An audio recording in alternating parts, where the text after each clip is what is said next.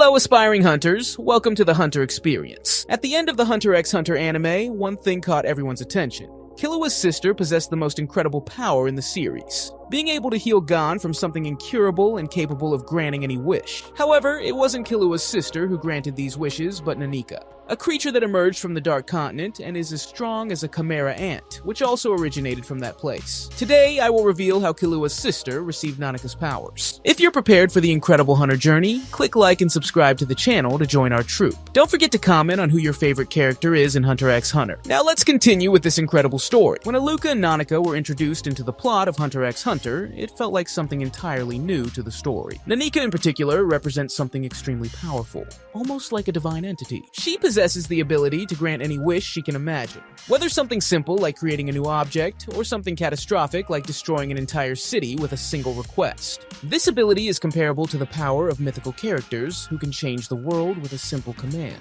Nanika is so extraordinary and potentially dangerous that, for this reason, she ended up being kept under surveillance by the Zoldyck family, one of the most feared families. In the extras of Volume 33 of the manga, we learn that Nanika comes from a place called the Dark Continent, an isolated and mysterious region inhabited by creatures so strong that they could put all humanity at risk, even the less complex ones. This reveals that Nanika is something far beyond the ordinary, but still doesn't fully clarify her nature. The big question that arises is, what exactly is Nanika, and how did she manage to cross the dangers of the Dark Continent and reach the human world? Let's explore this in more detail. To start, there are the so-called calamities, or 5 threats, which are terrifying creatures from the mysterious Dark Continent. They arrived in our world after an expedition to the continent went terribly wrong. We can think of these calamities as a kind of punishment or reminder of the dangers that exist beyond the known world.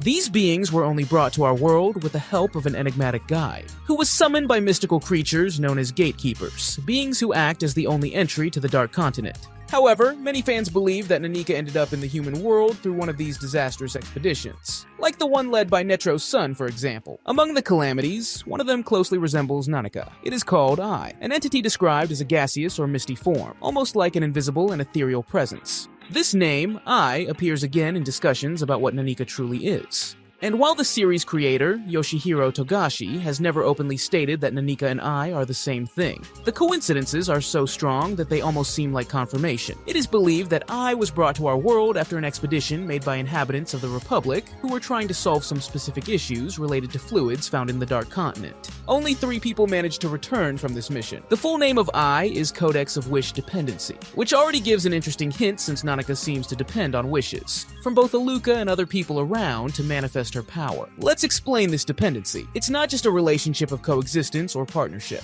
In a dependency relationship, usually one of the parties is in a vulnerable position, almost unable to act without the help or command of the other. And that's exactly what we see between Nanika and Aluka. Nanika needs Aluka to interact with the world, but exerts a huge influence over her, requiring her to fulfill people's requests. These wishes become increasingly complex and dangerous as Nanika grants them, creating a relationship of mutual need but also potential threat. To better understand the dynamic between Aluka and Nanika, it's essential to know that Nanika can only grant wishes after Aluka fulfills 3 simple requests. These initial requests can be something trivial, like walk with me over there, or pick this up for me. Once the 3rd request is met, Nanika appears, and anyone around can ask for whatever they want, and Nanika will fulfill this wish, like a magical being granting wishes but without complex limitations. A curious detail is that, in the Japanese version of the manga, Nanika uses a peculiar and cute way of saying yes when responding to requests. She says hi, which gives a sweet touch to her manner. In the English version, this appears as a K, something more casual. This choice of words connects with the calamity I, as both have this special relation to the word I. The coincidences between Nanika and the calamity I go beyond that.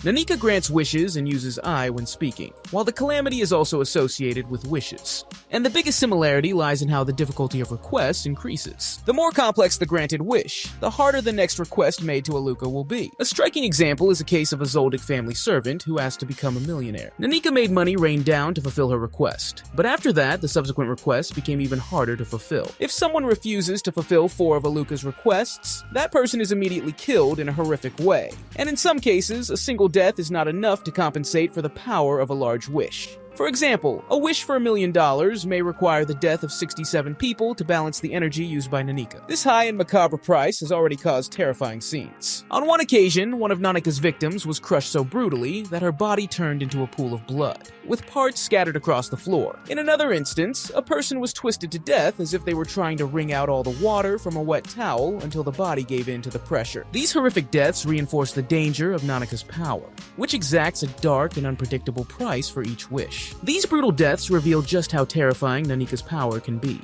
Bodies crushed and twisted in agony. This underscores how unpredictable and deadly Nanika's power truly is. Nanika, a being from the Dark Continent, stands as one of the most mysterious and threatening entities introduced in the story so far. The Dark Continent is inhabited by creatures with such overwhelming abilities that if unleashed, they could obliterate all of humanity. Yet, Nanika stands out among them, being both fascinating and extremely dangerous. Fortunately, in the human world, there is someone attempting to control this force, Killua. He has played a crucial role in keeping Nanika safe, preventing her from unleashing her powers destructively. Thanks to Killua, there is hope that Nanika's abilities can be wielded cautiously instead of causing unbridled chaos. Without him, Nanika could turn the world into a true disaster. To better understand the threat Nanika represents, it's essential to realize that she doesn't act on her own, like a regular person.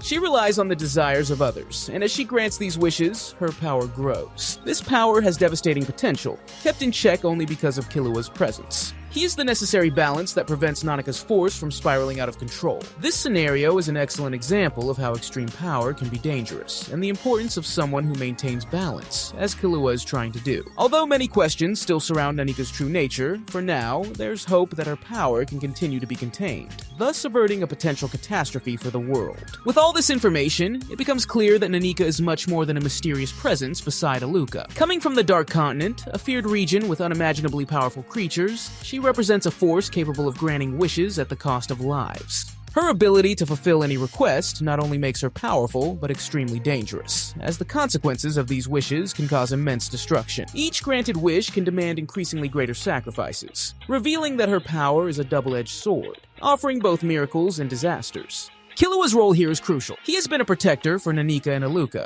trying to ensure that Nanika's power is used carefully and safely. However, if Killua truly understood Nanika's origins and the level of threat she represents, especially if he discovered she might be the Calamity Eye from the Dark Continent, this could drastically alter his perspective and attitude. He might begin to see Nanika not just as a mysterious sister, but as a force he needs to vigilantly monitor to ensure it doesn't escape his control. Killua's reaction to such a discovery could be complex and fraught with dilemmas. On one hand, he is emotionally connected to Aluka and feels a strong responsibility to protect her. On the other, knowing that Nanika wields a power capable of threatening the world might compel him to take drastic measures, perhaps even keeping Aluka and Nanika isolated to prevent the power from being used recklessly. This new understanding would add an even greater burden to Killua, who already bears the weight of protecting those he loves. He might even begin to question whether he's truly capable of keeping Nanika under control, or if her power will eventually slip from his grasp, endangering the world. In the end, Killua's choice regarding Nanika, whether to keep her close or take more extreme steps to protect the world, could be a pivotal point in his journey, revealing just how far he's willing to go to balance love and responsibility in the face of such devastating power. But what do you think about this? Hunters, that was our video for today. Leave a like if you enjoyed our video, subscribe to the channel as it is still very new, and I'll see you in the next video. Until then.